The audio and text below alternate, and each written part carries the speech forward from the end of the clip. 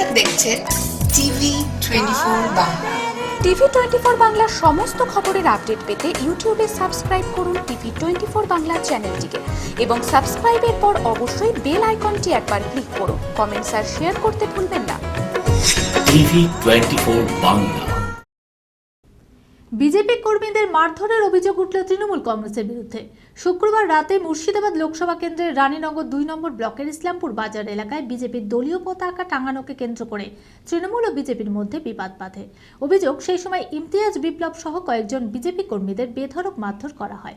ঘটনাস্থল থেকে গুরুতর আহত অবস্থায় তাকে উদ্ধার করে ইসলামপুর গ্রামীণ হাসপাতালে ভর্তি করা হয়। পরে তাদের মুর্শিদাবাদ মেডিকেল কলেজ হাসপাতালে স্থানান্তরিত করা হয়।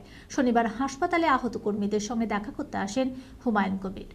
ভোটের দিন এগিয়ে আসতেই অশান্তির আজ মুর্শিদাবাদ জেলায় বিজেপি কর্মীদের মারধরের অভিযোগ উঠল তৃণমূল কংগ্রেসের বিরুদ্ধে। শনিবার মুর্শিদাবাদ কেন্দ্রের বিজেপি প্রার্থী হুমায়ুন কবিরের সমর্থনে ইসলামপুরের রানীনগর 2 ব্লকে জনসভার আয়োজন করা হয়। তার আগে শুক্রবার রাতে ইসলামপুর বাজার এলাকায় বিজেপির দলীয় পতাকা টাঙানোকে কেন্দ্র করে তৃণমূল ও বিজেপির মধ্যে বিবাদ বাধে।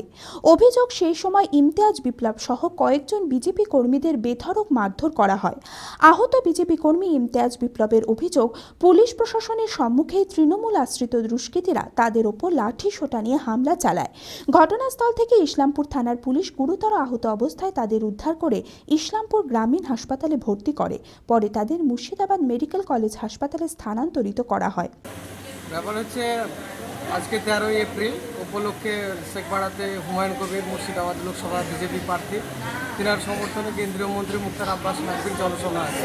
সে উপলক্ষে আমাদের বিজেপির কর্মী সমর্থকদেরকে নিয়ে ইসলামপুর বাজারে ফ্ল্যাগ ফেস্টুন টাঙাচ্ছিলাম।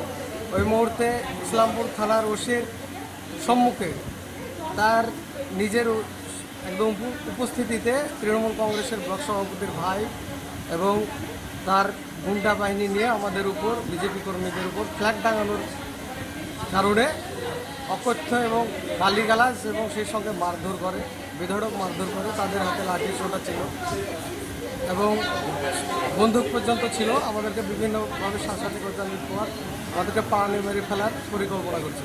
সেখানে আমি কোনোভাবে প্রাণে বেঁচে গেছি এবং সেখান থেকে আমি কোনোভাবে রেহাই পাওয়ার পর ইসলামপুর থানারই শেষে আবার পুলিশ অফিসাররা গিয়ে উদ্ধার করে আমাকে ইসলামপুর থানার পুলিশ গ্রামীণ হাসপাতালে নিয়ে যায়। সেখান থেকে আবার সঙ্গে সঙ্গে আমার গুরুতর চোট দেখে সেখানকার ডিএমএস ইসলামপুর থেকে বহরমপুর মেডিকেল কলেজে রেফার করে। প্রায় সখানেক লোক ছিল, তাদের প্রত্যেকের হাতে লাঠি সোঁটা ছিল এবং সবই তৃণমূলের গুন্ডা বাহিনী। এরা এখন ভয় পেয়ে গেছে যে মুর্শিদাবাদ লোকসভাতে বিজেপি প্রার্থী হুমায়ুন কবিরের একটা জয়ের সম্ভাবনা প্রবল।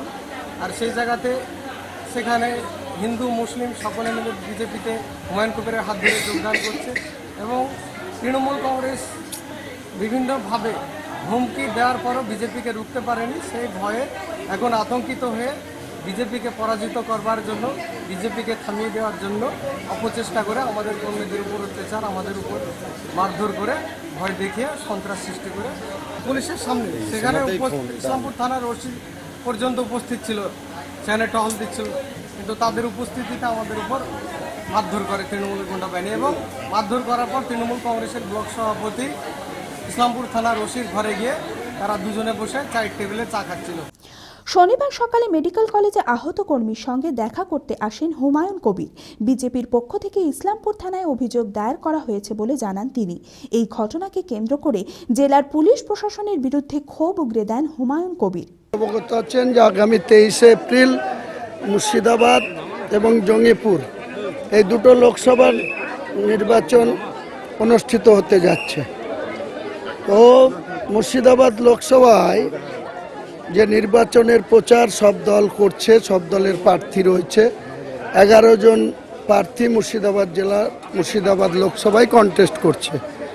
আমাদের আজকে একটা ইসলামপুরের শেখপাড়ায় রানীনগর 2 একটা জনসভা রয়েছে আমার নির্বাচনী এলাকায় আমার সমর্থনে। সেই সভা উপলক্ষে কালকে আমাদের কিছু ইমতিয়াজ বলে একটা ছেলে, ডাকনাম বিপ্লব, ওরা এবং উম্মর আলী আর রবি দেবনাথ এরকম করে মিলে 6-7 জন ফ্ল্যাগ টাঙাচ্ছিল। বিজেপির।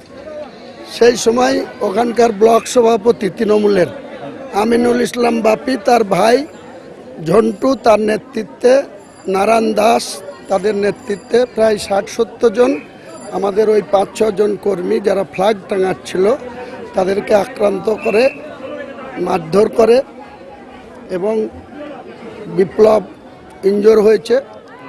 ইনজোর হয়ে ওখানে প্রাথমিকভাবে ইসলামপুর গ্রামীণ হসপিটালে যায়, থেকে এখানে মেডিকেল কলেজে সে আপাতত ইমার্জেন্সিতে অ্যাডমিট রয়েছে। তো এখনও এই জেলার এসপি মুকেশ এবং জেলার ডিএম শ্রীউল গানাথন ওনারা নাটক করে বেড়াচ্ছেন। কোথাও ভোটারদের এর আগে ভোট লুট করেছেন পুলিশের নেতৃত্বে, এসপির নেতৃত্বে, ওসিদের নেতৃত্বে, সাধারণ মানুষকে ভোট দিতে দেওয়া হয়নি। আজকে এখন আবার নির্বাচন কমিশনের চাপে তারা গ্রামীণ জায়গায় যাচ্ছে। গতকাল দেখছিলাম যে সালারের ভরতপুরে পঞ্চায়েতের টাইমে সম্পূর্ণ ভোট লুট হয়েছে সেখানকার ওসি, এখানকার এসপিদের নেতৃত্বে।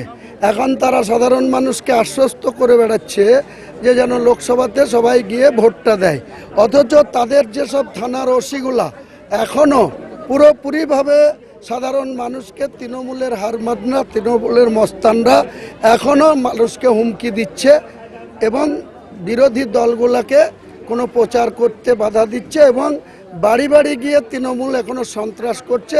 আইনের শাসন এখানে নাই, কাজে এই এসপি এবং ডিএমকে অবিলম্বে এখান থেকে সরানো দরকার নির্বাচন কমিশনের। যে গণতান্ত্রিক একটা দেশে নির্বাচনে তার সপক্ষে প্রচার করার, তার দেয়াল লেখন করার, তার জন্য যত রকম মানুষকে বোঝানোর, কিন্তু তৃণমূলের সন্ত্রাসে মানুষকে গণতন্ত্র হত্যা করা হচ্ছে। পুলিশের আধিকারিকরা, থানার ওসিরা আর তৃণমূলের দালালরা মিলেমিশে একাকার হয়েছে। এর একটা প্রতিকার হওয়া উচিত। অবিলম্বে এই জেলার এসপিকে নির্বাচন কমিশনের তুলে ফেলে দেওয়া উচিত, এসপিকে এবং ডিএমকে দুজনকেই অপসারণ করার দাবি জানাচ্ছি আমি। তা নাহলে সুষ্ঠু এবং অবাধ নির্বাচন 23 এপ্রিল। যদিও তৃণমূল কংগ্রেসের বিরুদ্ধে এই অভিযোগ সম্পূর্ণ অস্বীকার করেন জেলা তৃণমূল কংগ্রেসের সহসভাপতি অশোক দাস। ঘটনার যথাযথ পুলিশি তদন্তের দাবি জানান তিনি। ঘটনার সঙ্গে রাজনৈতিক কোনো বিন্দু বিসর্গ যোগাযোগ নেই, বিন্দু বিসর্গ যোগাযোগ নেই। রাত্রির অন্ধকারে, রাত্রি 10টার পরে অন্ধকারে কেন সে ছুটে পালাচ্ছিল, পাড়া থেকে কেন সে খাদে পড়ে গেল, খাদে পড়ে কেন তার পাটা আঘাতপ্রাপ্ত হলো, এই প্রশ্নের উত্তর দেবে পুলিশ। রাত্রিবেলায় কারা ছুটে পালায়, কেন ছুটে পালাচ্ছিল, তাকে কারা তাড়া করেছিল, কেন তাড়া করেছিল, অনেকগুলো প্রশ্ন কিন্তু আছে। এগুলোর উত্তর দেবে পুলিশ।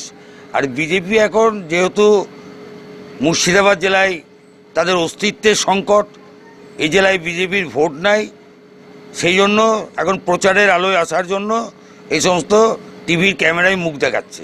এগুলো টিভির ক্যামেরায় মুখ দেখানো ছাড়া কিছু নয়। মানসিক স্বাস্থ্যের জন্য সবার আগে যে নামটি মনে ভেসে ওঠে, মনোবীক্ষণ। কলকাতার বাইরে তো বটেই, সমস্ত পশ্চিমবঙ্গে অত্যাধুনিক মানসিক চিকিৎসা, কাউন্সেলিং এবং সাইকোথেরাপির আন্তর্জাতিক মানের প্রতিষ্ঠান মনোবীক্ষণ, সুস্থ মনের ঠিকানা।